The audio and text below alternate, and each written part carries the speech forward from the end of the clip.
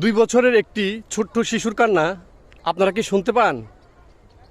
রাজশাহীতে পরিত্যক্ত একটি নলকূপে একটি ছোট্ট বাচ্চা পড়ে গিয়েছিল গতকাল। এখন পর্যন্ত ফায়ার সার্ভিস, বাংলাদেশ সেনাবাহিনী, এলাকার লোকজন মিলে বাচ্চাটিকে উদ্ধার করতে পারে নাই। আমরা বর্তমান যুগে এত অত্যাধুনিক প্রযুক্তি থাকা সত্ত্বেও সারা বিশ্বে আমরা অনেকটাই পিছিয়ে, এটা তার জ্বলন্ত প্রমাণ। কিছুদিন আগে আমাদের দেশে ভূমিকম্প হয়েছিল, সেই ভূমিকম্পে পুরো দেশ কেঁপে উঠেছিল।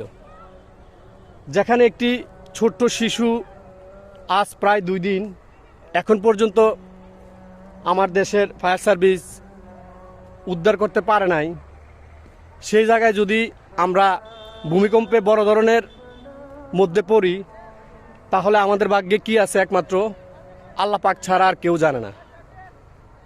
আমি দেশের সংশ্লিষ্ট যারা আছেন দায়িত্বে, তাদের কাছে বিনীত অনুরোধ করব, আপনারা একটু লক্ষ্য করেন, একটু খেয়াল করেন। বর্তমান আধুনিক যুগে বাংলাদেশ থেকে আরও উন্নত অনেক দেশ আছে। আমার মনে হয়, আমার ওপিনিয়ন, যে নলকূপে যে বাচ্চাটা, পরিত্যক্ত নলকূপে যে বাচ্চাটা এখনও পড়ে আছে, অন্যান্য দেশ হইলে এখান থেকে বাচ্চাটাকে উদ্ধার করতে পারত।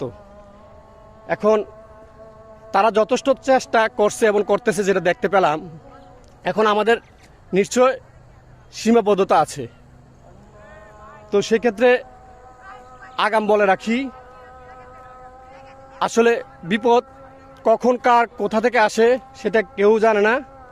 সেজন্য আমরা প্রস্তুতি নিয়ে রাখি। এই ছোট্ট বাচ্চাটি যাতে আল্লাহ তাআলা সুস্থভাবে তার মায়ের কোলে ফিরিয়ে দেয়, এই দোয়া করি। সবাই দোয়া করবেন বাচ্চাটির জন্য। আমি যতটুকু জেনেছি, এখন পর্যন্ত সেই ছোট্ট শিশুটিকে উদ্ধার করতে পারে নাই। তার মায়ের কান্নায় আকাশ বাতাস ভারী হয়ে গিয়েছে। তো এখানে অতি উৎসুক লোকজনও ভিড় করছেন। আপনাদের কাছে বিনীত অনুরোধ থাকবে, আপনারা একটু, যারা এখানে দায়িত্বরত আছে, ফায়ার সার্ভিস, সেনাবাহিনী, তাদেরকে একটু সুযোগ দেন। তারা যাতে সুন্দরভাবে কাজটা সম্পূর্ণ করে এই শিশুটির জীবন বাঁচাতে পারে, তাদেরকে একটু সহযোগিতা করুন। তো সবাই ভালো থাকবেন, সুস্থ থাকবেন, নিরাপদে থাকবেন। আল্লাহ হাফেজ।